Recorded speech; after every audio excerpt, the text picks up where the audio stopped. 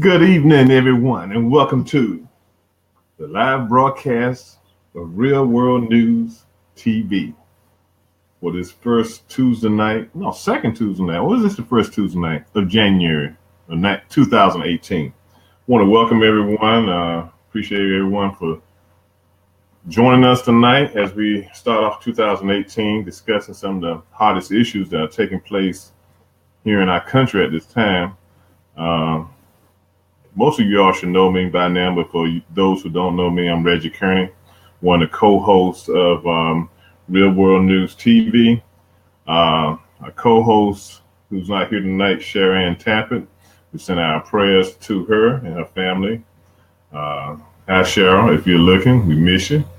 But sitting in for Chara tonight is our beloved executive producer, my boss, Toni Breedlove. What's up, Toni? Yeah, right. I'm nobody's boss. Yeah. I just show up. Boss. You are boss. I just show up.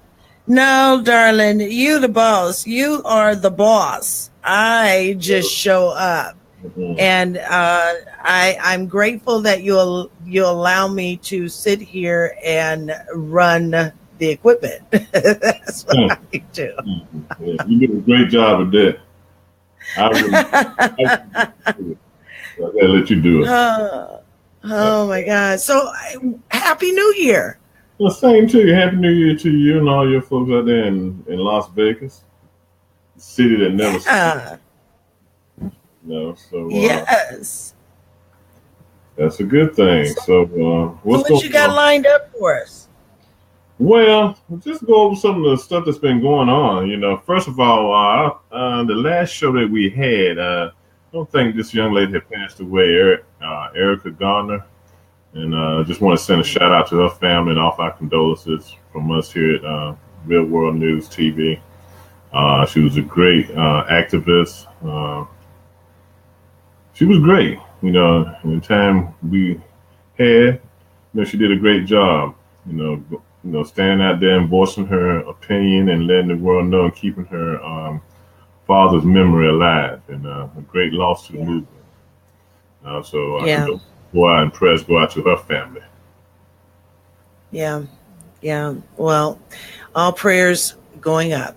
All prayers going up. It's been a really, really tough end of a year that happens to seep into the new year. But I think through prayer, good thought, and kind words to one another, I think that we can get rolling into this new year and try and make the best of it.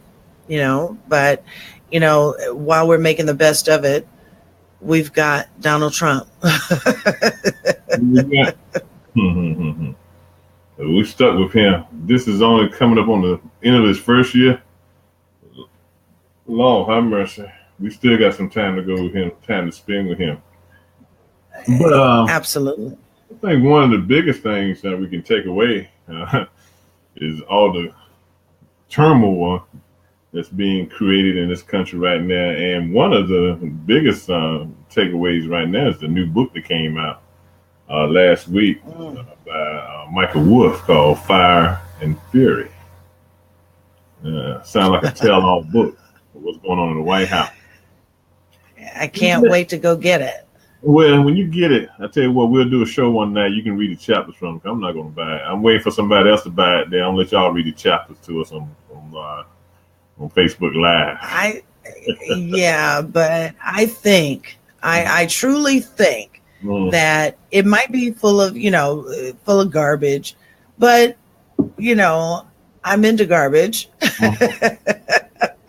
so I can kind of tear it down.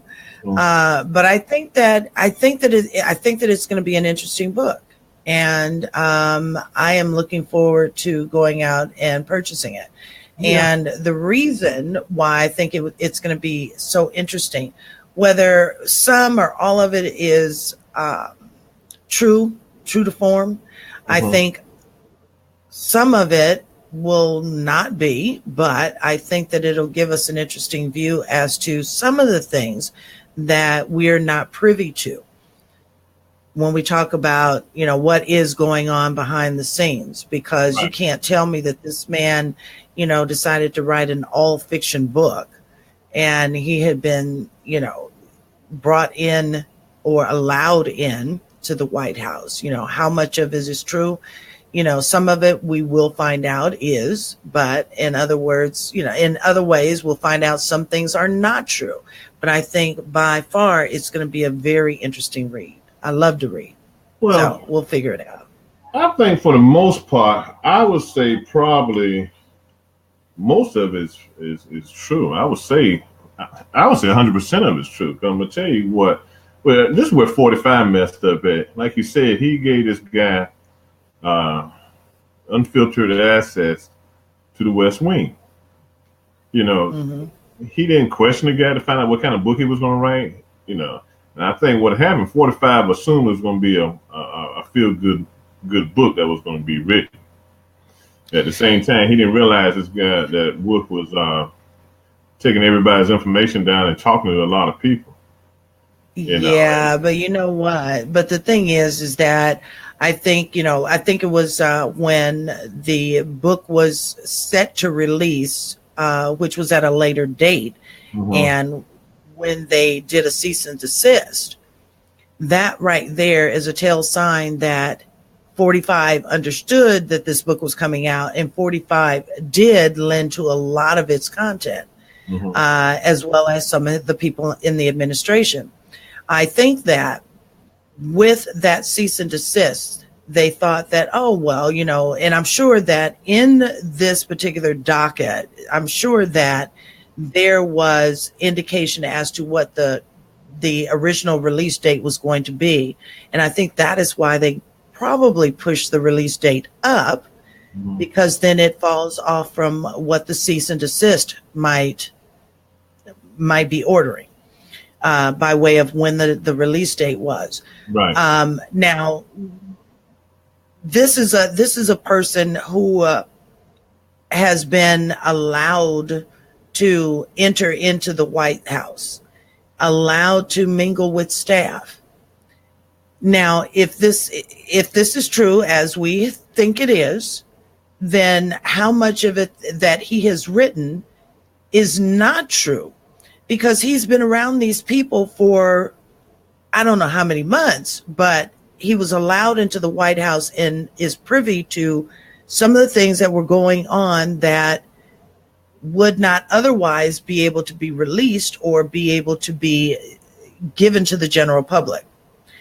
Now, whether he sat down with Donald Trump or not, we don't know, but chances are he did. Chances are he sat down with Bannon, of course, because there are certain quotes that Bannon even indicates that, it was taken out of context. But whether it was taken out of context or not, Bannon sat down with this person, with Wolff, and he allowed certain information to be written down, taken into whatever context you want to put it in, but allowed for it to be released into a book. He knew. Trump had to have known this is what was going to happen. And because Wolff was probably not that kind of person that would stroke his ego, or maybe he felt that he was getting stroked. But for him to be so ignorant to the fact of thinking that this man was taking down information, whether it was for a book or not, was not going to be released to the public. That's asinine. Yeah, but in the world of journalism, I think the journalists, they will write down what they hear, okay, and what the information is given to them, okay. Now, I'm no big fan of 45, but I think what he did, he probably really thought this was going to be a good, feel-good book that he could sell to his base. Now, when the book got leaked, that's when everything started hitting the fan, when little excerpts of the book came out. Now, I'm pretty sure somebody from the publishing company, did those leaks. I mean, it's all about hyping the book, and getting those sales and making some money. I mean, that's what the end game is. And so I think after that happened, you're right.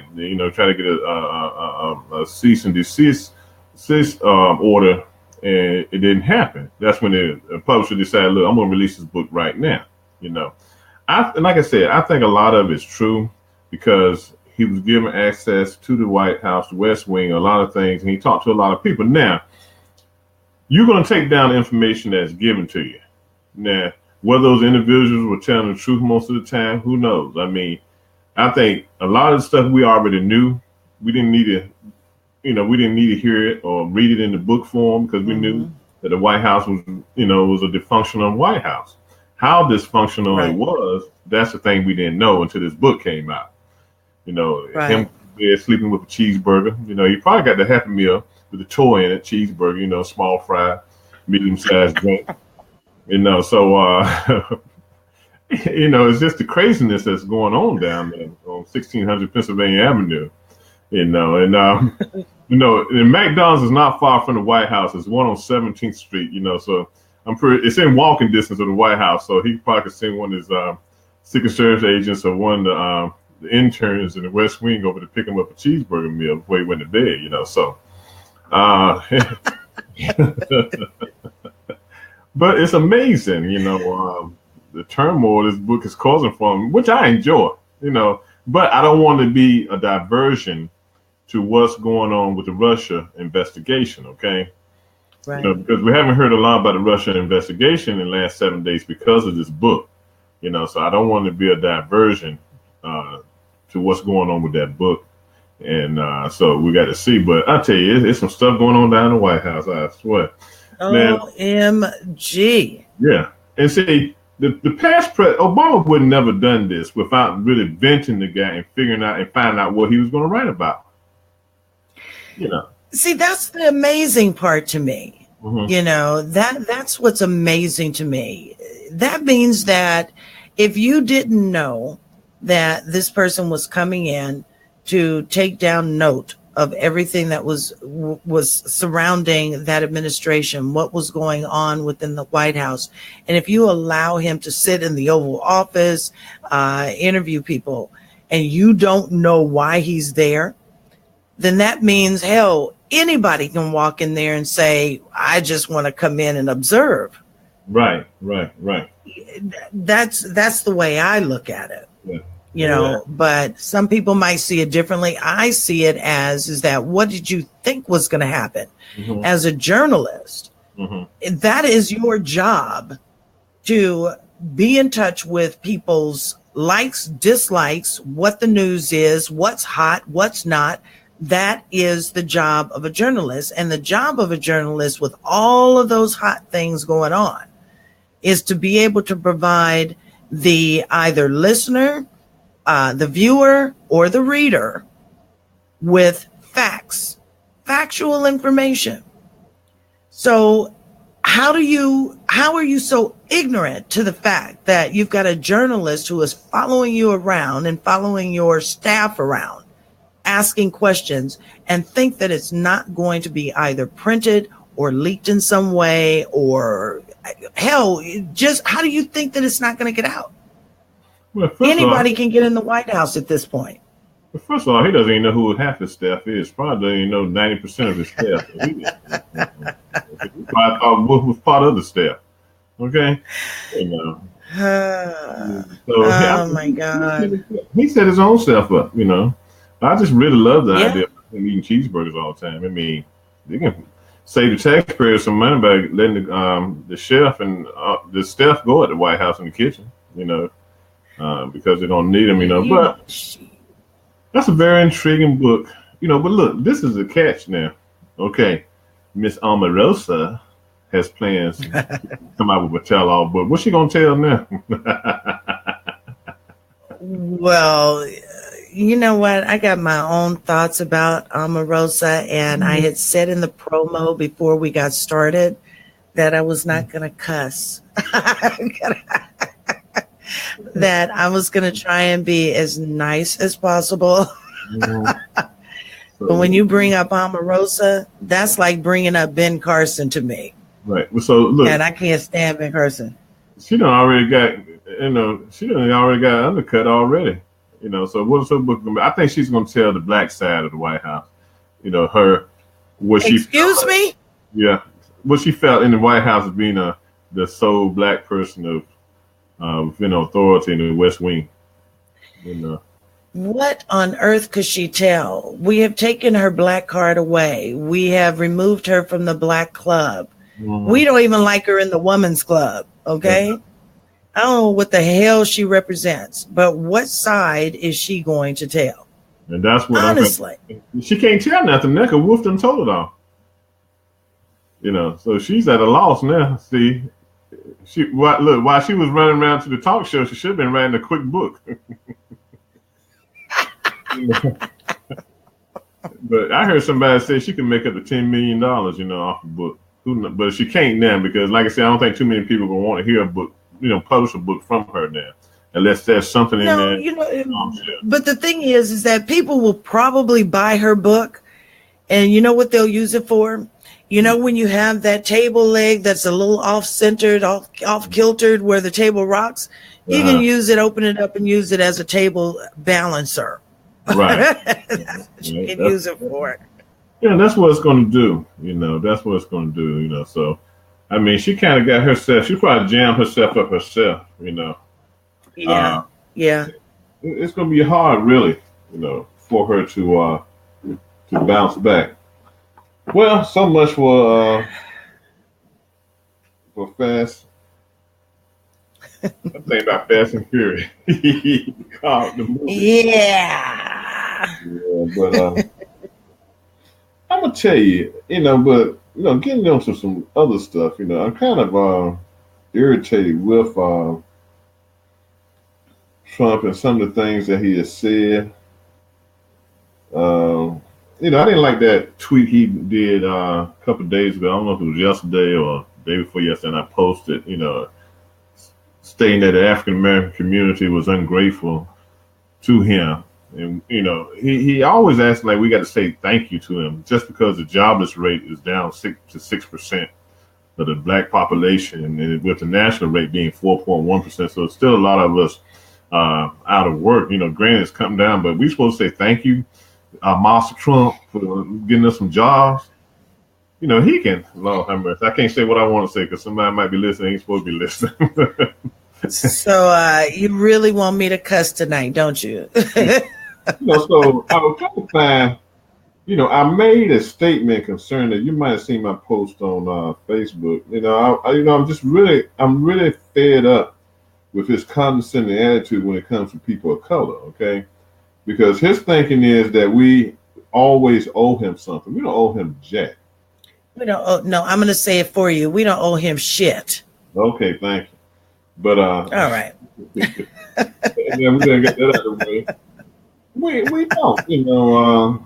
But you know what sticks in my mind, though, Reg? Mm-hmm. You know what really sticks in my mind is when he had, and I can't get it out of my head, when he had done some kind of rally or whatever it was, and he actually had the nerve to call out, looking over to his right. He was standing at the podium. He's looking over to his right, out in the audience.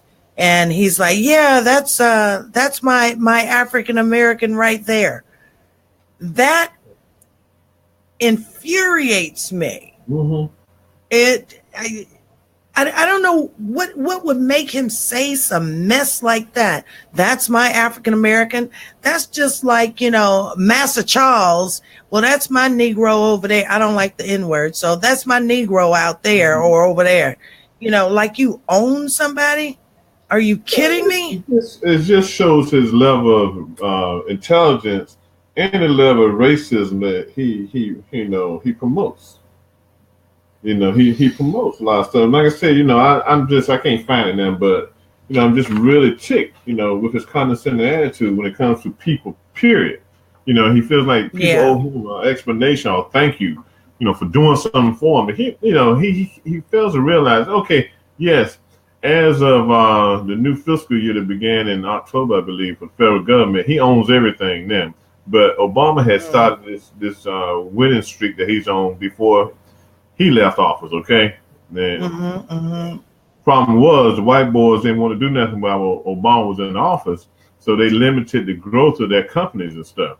But as soon as you know the white guy got in office, they increased their productivity in their companies and they started full steam ahead.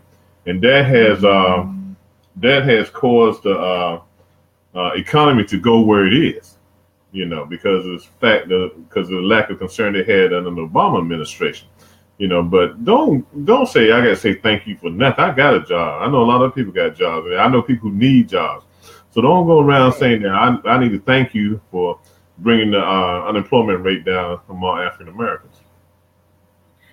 You know what? I don't even know where to go with that one. I really don't. I really, really, honestly, I don't. I don't think any of us owe him any gratitude because he hasn't done shit. Mm-hmm. Because turmoil and dysfunction, that is what he has called. Mm-hmm. Now, do I owe him anything for that? You damn right. And what I owe him is a shame on you. That is what I owe you.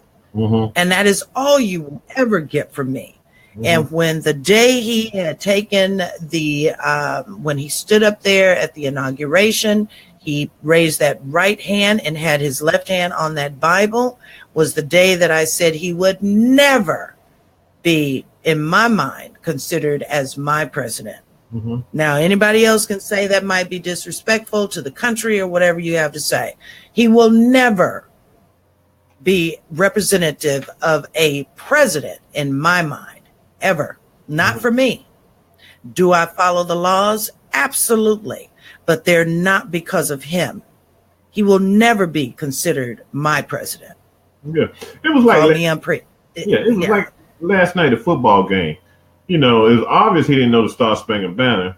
But when you look at some of the posts that were posted to CNBC's video of it, his people were trying to give him a pass, saying there was noise out there, couldn't hear, that most people in the United States don't know the Star Spangled Banner.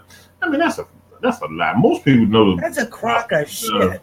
The first verse anyway. They don't know the last verse, which they should know. The last verse is the verse they should really be singing. So everybody know how racist the country was at one time. But the thing is, he did not know the Star Spangled Banner. But then it was easy for him to come down on the NFL players who took a knee, or any other sports figures that took a knee during the playing or singing of the Star Spangled Banner. And he out there on national TV, don't even know all the words. He knew O, and then he knew the last word. Okay, and that was it. In between, can't stand him. So just completely lost. Yeah. Then he's going after the El Salvadorans. It's like he's going after people of color.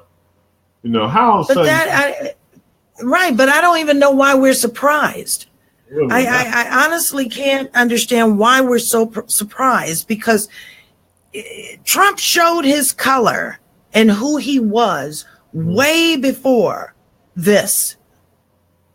Way before this. Mm-hmm. And we continue to be surprised at what he does. Mm-hmm. He's a racist. He's a racist. He's prejudiced of people of color, period, point blank. And I don't give a crap what Omarosa had to say when she had made the TV circuit, when she was booted out of there. I don't care what she has to say about, he's not racist. He just has racist ways. What the hell? Are you kidding me? Explain that. Mm-hmm. You have racist ways. Yeah. Yeah, she's man. Who knows what type of relationship they have? I don't. May have to ask her wife a question about that one. What the relationship really was, But I don't know. The whole White House it's a mess. Okay. It's a mess. It's a mess. And then it's a mess. Yeah. And then, we looked over the Christmas holidays, and we had a lot of people going down in the Me Too situation and the Time Up situation, boy Travis Smiley, he got caught up in it. I don't think, let me see, by our last show, Travis hadn't been caught up in this yet, had he? No, I don't think so. Because I think the last show is it hadn't happened. Yeah. The time you had aired your last show. Yeah. and all of that. And I was like, oh dang, how come we got to go off on hiatus now? Yeah. He's it's I mean, it's something that had to happen. It's something that had to be. The women, have come out and made their statements. It started off with that the little cowboy down in Alabama. And then with issues in Hollywood, and I think women now feel empowered to come out and not feel that they face retribution from the individual, from the company, for voicing their concerns and telling the whole story. Yeah.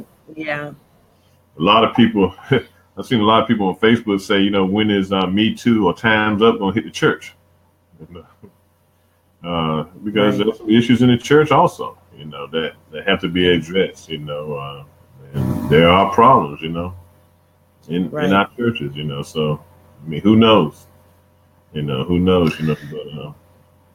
So what do you think about Oprah's speech? Because I heard this morning that there's this rumor that she is considering the run for the presidency in 2020. Hey, she gave a great speech. I mean, she was on point. It was a dynamite speech. Yeah, she sounded very presidential in the speech, but that's Oprah, okay? She knows, she knows how to command the audience. She knows what to say, the right words to say. She wasn't reading off a piece of paper, okay? She spoke from the heart. Yeah. If you look at 45, if it's not written down, if good morning isn't written on the paper, he won't say good morning to you. I mean, he has to have everything. And it doesn't matter. No, he speaks from the heart. No, he goes off script all the time. Listen, he's got speech writers. Just like every other president and every other politician that goes out and makes a public appearance and speaks in front of an audience, he has speechwriters. He refuses to do what they tell him to do. He couldn't remember the word hello or good afternoon.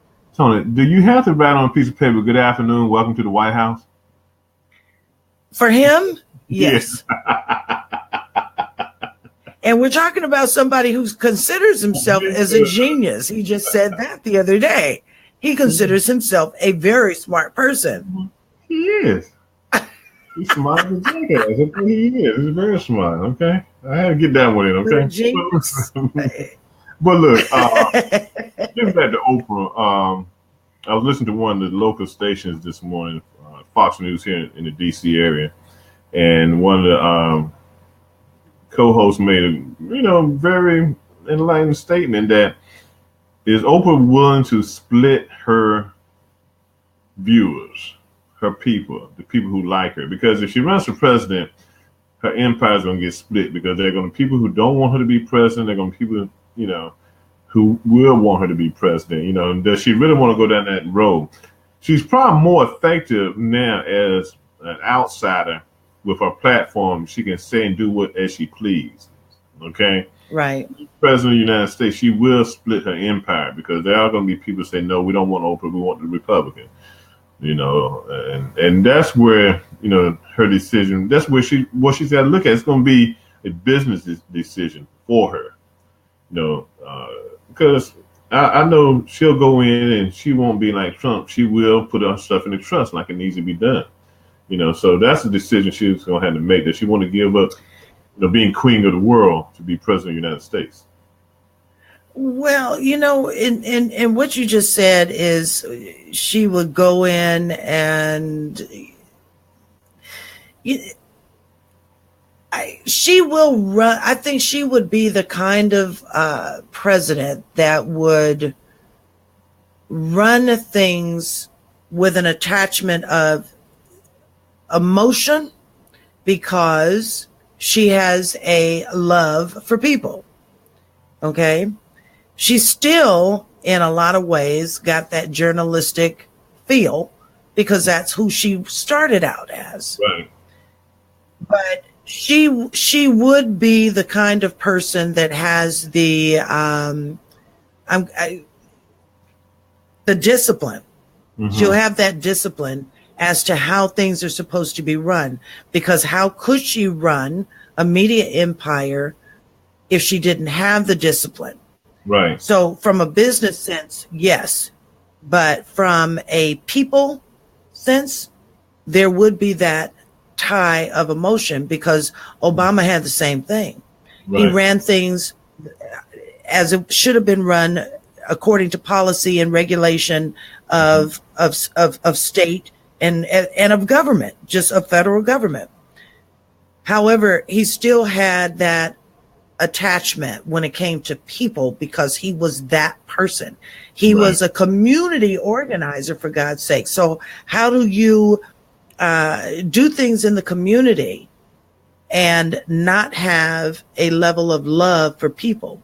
And he had a way of being able to separate these things and still run a successful presidency and still have the emotion tied there. Yeah. And I think that in a lot of ways, I think that Oprah and Obama have those same characteristics, which would make for a great presidency. And I'm not saying, you know, I'm pro Oprah, I'm supporting Oprah, and I'm just laying out what I see as a person and how that would transfer into government. Right.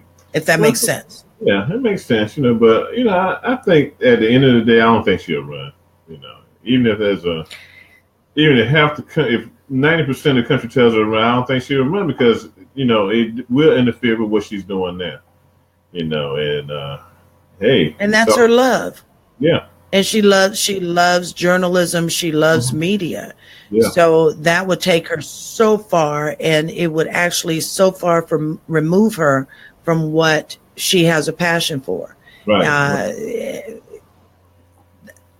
I don't know. But just to hear the thought that, yes, this, you know, is something that, you know, I don't know if it's rumored. They were talking about it this morning. But just to hear that could be a possibility, I'm thinking, well, why not? Why not? Yeah. But I'm like you. Would she probably do it? I don't think so. Well, The Rock really looked disappointed when she was up there speaking the other night. You know, he has aspirations of being president one day. He looked there and heard that speech. He looked like he would want to say, well, I think I better sit down. Yeah, he can't top that. Yeah, he could not top that. But you know what? But that speech was so empowering. It really was empowering. And it wasn't empowering just for women. It was empowering for men as well, because what it did is, I think it made it opened up this floodgate for people to actually say, you know what? Maybe I haven't been the best that I could be when it came to women. Maybe I didn't treat a woman the way she should have been treated, especially in the workplace, as an equal, or just because she's a woman, maybe I said some things that were inappropriate. There are a lot of things that I think that speech said to not just women. It said a lot to what we should not be putting up with just as a people, not just because we're women. As people, these are the things that should not be done to make people feel uncomfortable, to violate them. It says enough is enough.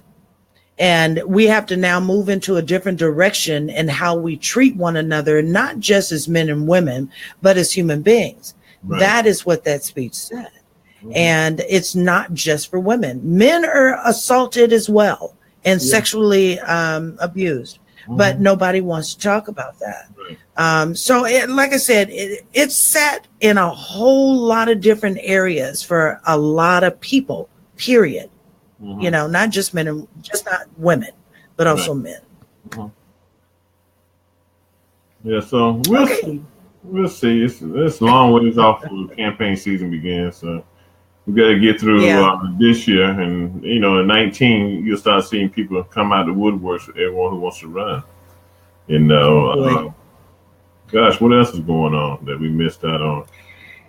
I don't know, but do you mind if I mention our sponsors? Because we are a little bit over halfway through, And I failed to do that at the top of the show.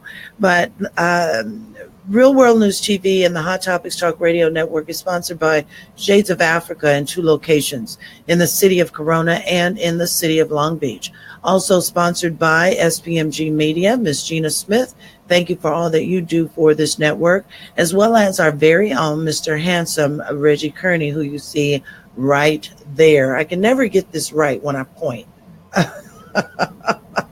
But Urban Sentinel is Mr. Reggie Kearney's brainchild. You guys got to get on over there and take a look at what he's got to say, which is in the news. Now, that fake stuff is true to form, okay? So check it out. But to take a look at what all of our sponsors do as a company and also for the network, head on over to our website at hottopicstalkradio.com/sponsors.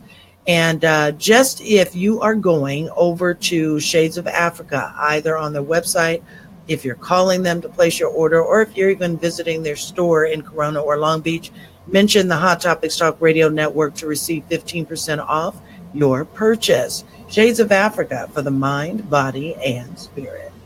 That's my commercial. Okay, well, thank you. Okay, now for further news, poor Steve Bannon. He got kicked to the curb. You know what? Don't make me roll my eyes. The boy got kicked to the curb big time. He's out at Breitbart. Breitbart? Yeah, he's out at Breitbart. He got kicked off the plantation. He don't have a place to live at right now. He just really messed up. Because, the family who supports Breitbart was supporting him by allowing him to live on their estate in one of the houses on the estate. Yeah. So he was like, so he done got kicked way to the curb. But you know what? He should have been kicked to the curb long time ago. Yeah, but look, this is the whole situation, okay? When he was in Trump's back pocket and everybody was loving him, there was no issues, okay? Then when this book came out, the issues became where McConnell and all those other, highfalutin Republicans decided, well, we love Trump now. He's talking about Trump. Let's kick him to the curb. And that's what happened.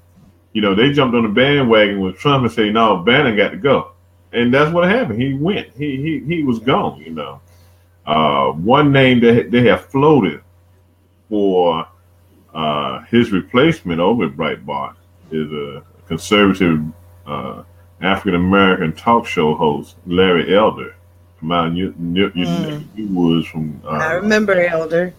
Yeah, so they have kind of floated his name around as being the next person to take over there. It wouldn't surprise me if they don't, entice him to come out of his retirement and to take over Breitbart.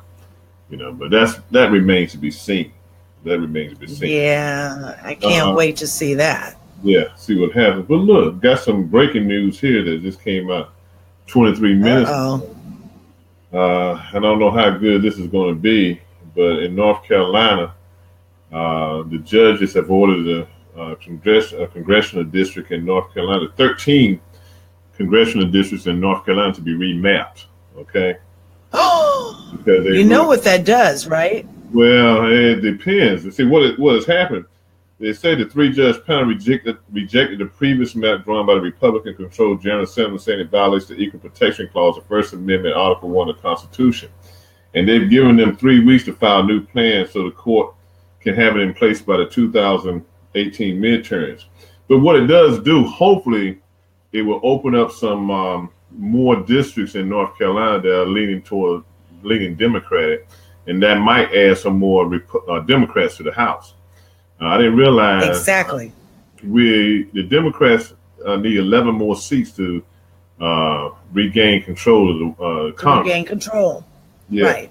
Now, so this really happened. But see, what they did, I remember this years ago, they made a district going from Greensboro, North Carolina to Charlotte, North Carolina. Greensboro being a large city, Charlotte being a large city, but in between was I-85. Okay, it was basically the highway that connected them. Really? and that's the district I'm looking at right now. That's one of the districts they're going to have to redraw. Is that district from Greensboro to Charlotte, because it just goes down I-85 into Charlotte or up north to Greensboro. It was a crazy district, but it gave the state a black congressman from that area. A Democrat. So this is this is the thing about it. As I stated on other shows, North Carolina has been a state that's been controlled by Republicans in both the House and Senate in North Carolina, and then they've kind of looked at North Carolina as being the laboratory for the Republican Party, because they've gotten bills passed that in any other state wouldn't pass. They've taken away some of the power from the governor. They've tried to implement how they vote for judges for the North Carolina Supreme Court. They're trying to take power away from the North Carolina Supreme Court and give it to the, I believe it's the district court. So they can't, because, it's got a number of African Americans on the North Carolina State Supreme Court. So they're trying to do a lot to circumvent the spread of power in the state of North Carolina. So this is a win, okay? And, I'm looking at one thing. They're saying that one of the judges on the 4th U.S. Circuit Court of Appeals who wrote an opinion, Judge Wynn, was an Obama appointee. So then they're trying to say this guy's trying to jack up. He's waging a personal war on the North Carolina Republicans. They need a war waged on them, because they're trying to limit, they're trying to suppress the vote in North Carolina. They've been trying hard to do that. Excuse me. So let me ask you this question, because when they talk about mapping and changing the districts, what kind of time frame are they looking at? Because if you're looking at trying to recapture the House, or if the Democrats are trying to recapture the House and take control of the House, then what kind of time frame are you looking at to try and redistrict and remap? They're giving them 3 weeks. The judge is giving them. Oh, that's it? Yeah. They can look. Redistricting is a numbers game, okay? And it's based on population. So what they basically got to do, if a district calls for 100,000 people, they got to figure out how to make that district 100,000 people work and operate, okay? And if it's over 100,000, figure out how to take the assets from that district and move it into another district. And that's all you're doing. But what they were trying to do, they were trying to create districts, black-only districts in North Carolina, and leave out the Republicans. Leave the rest of the state to Republicans. Okay. It held up for a long time, but it's not holding up now. Because it does violate your constitutional right, to fair representation. So this is going to be something to see. Now, on the flip side, okay, if they're successful in getting North Carolina to redistrict, and the judges approve it, and the state says, okay, we don't have a choice but to go off on it, other states going to be looked at, like Texas. Okay, Texas is. That's what my question was going to be, because Texas is one of those too. Yeah, but on the flip side, for Democrats, my state, Maryland, is one of them. Okay, because we only have one Republican congressional seat in the state of Maryland. So this could really upset the apple cart. So I think it's going to be a case and it's going to be something that people are going to watch, really see how North Carolina pans out in this. Because like I said, if North Carolina Republicans have to go along with the court, and then if it goes to the Supreme Court and the Supreme Court says, yes, you have to do it, then Texas is going to be looked at, Maryland's going to be looked at. Any state that's leaning towards one Republican, towards one party or another, it's going to have to go back and redistrict. And when we did here in the state of Maryland, we did it purposely to, at first they weren't going to have any Republican congressional districts, but they decided to throw one in the western part of the state. And, that's how they wrote it. So it could have a lot of repercussions throughout the country. You know, that's big. Yeah. That's big.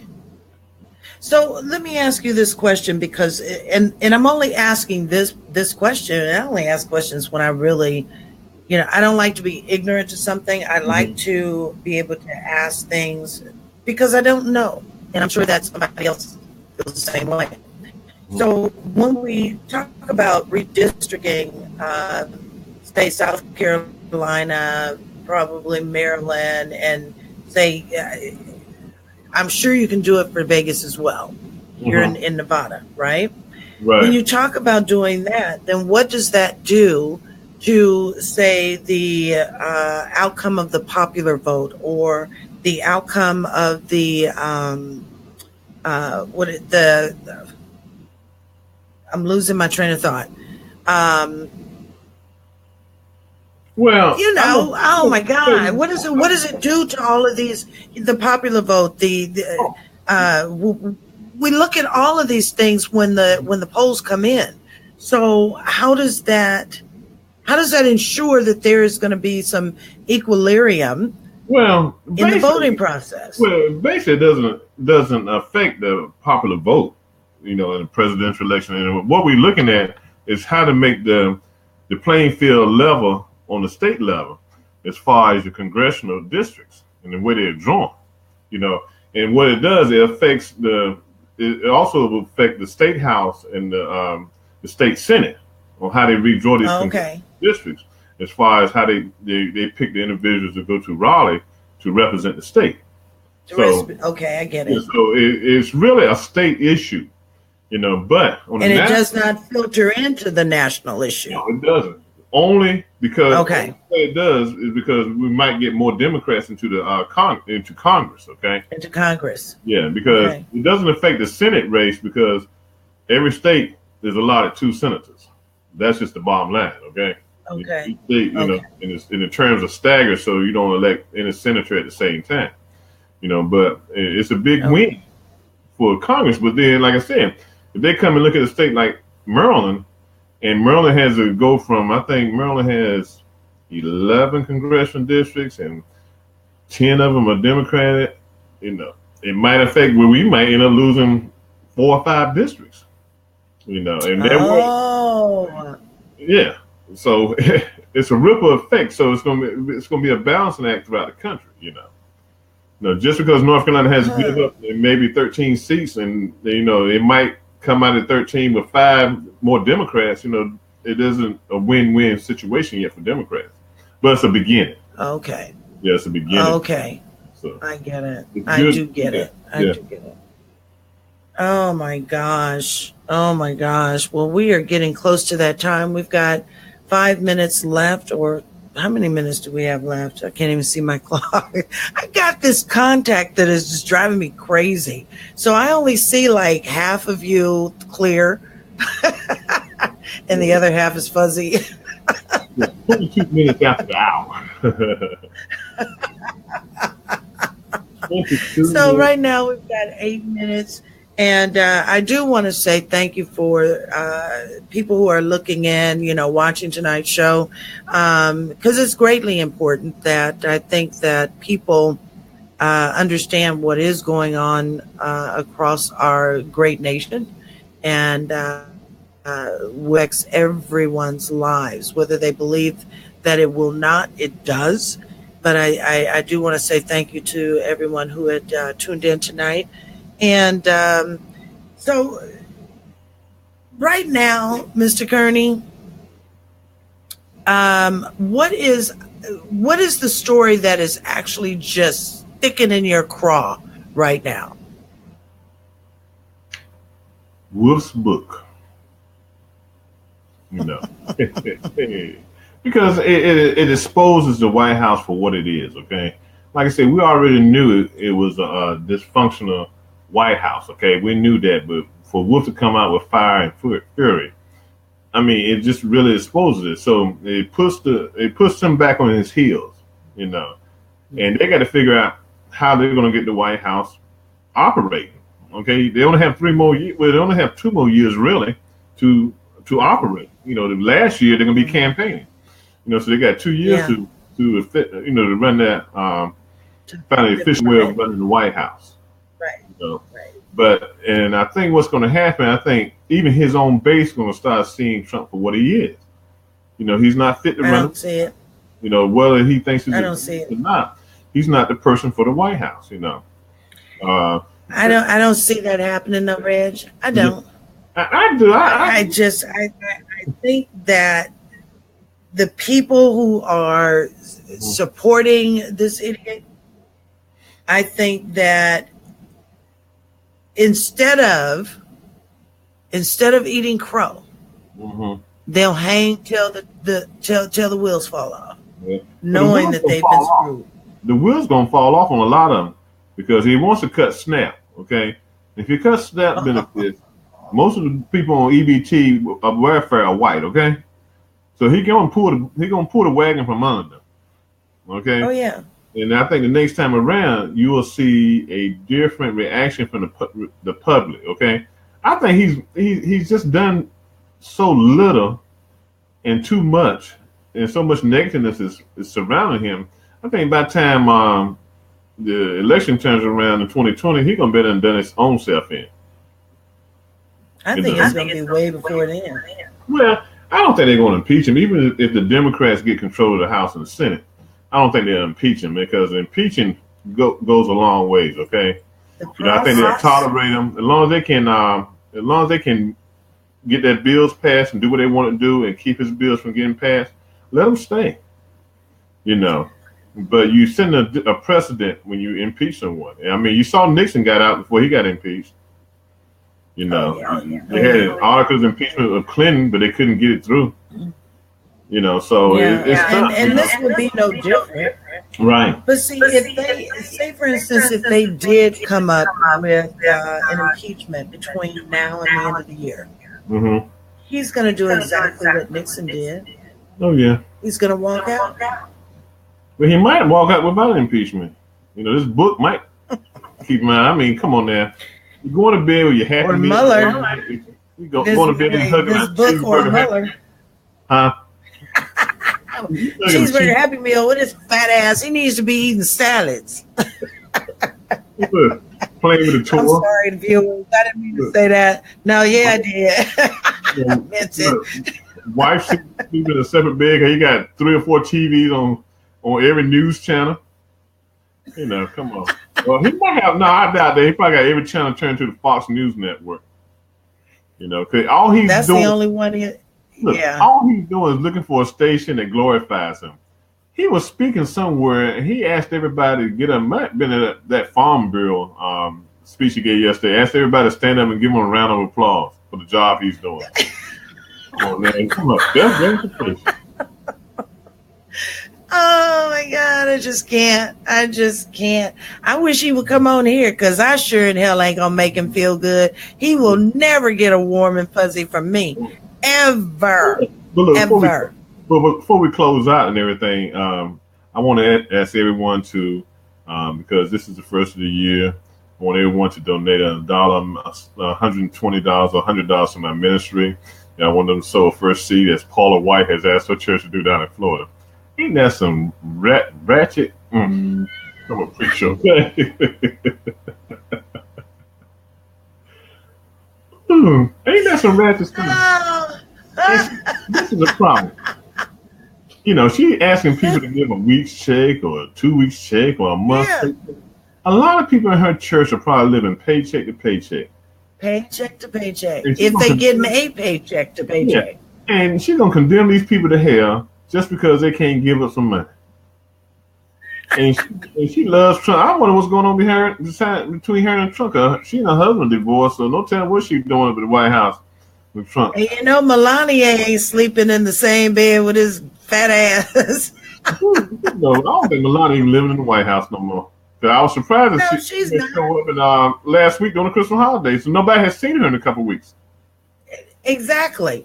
Her and that little boy are off on their own, trying to avoid his fat ass. Period. But look, before we close, you know, in the book. I'm sorry, Reggie. Look, I didn't mean to go there. But look, in the book, they stated before they got married, she would go 2 or 3 days and not even see him because he'd be skipping between resorts, his different resorts and golf clubs, spending time there. And then all of a sudden he'd pop back up in New York to see them, Well, he bought her from Putin. I don't have the proof to prove it, but I know he paid Putin for it, Mail order bride. For Russian mail order bride, Won her in a bet.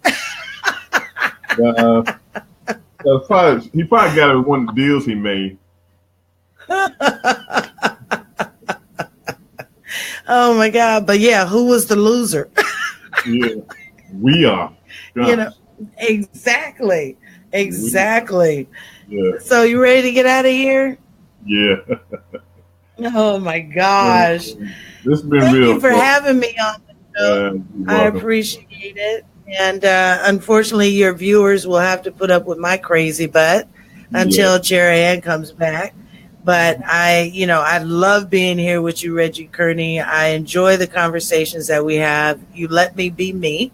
So that's always a good thing. I don't know how good that is, but if you ever move the TV move this show to mainstream TV, you got to you're gonna have to let up off of a little bit, okay? If we go to CBS or NBC, they're gonna be bleep, bleep, bleep, bleep, bleep, bleep, bleep. I know they'll just have like this banner over my mouth like this. Oh boy! So that way people can't read my lips. Right. Well, look, I'm gonna clean it up this year. Okay, to all don't change. But to all our viewers and everyone who watched us tonight, thank you for joining us on our first show of the year. We'll be back next Tuesday night with a new show. And if you have any topics, that you'd like for us to discuss, go to our Facebook page, Real World News TV. Leave a comment there, and we'll research it and we'll bring it up on the show.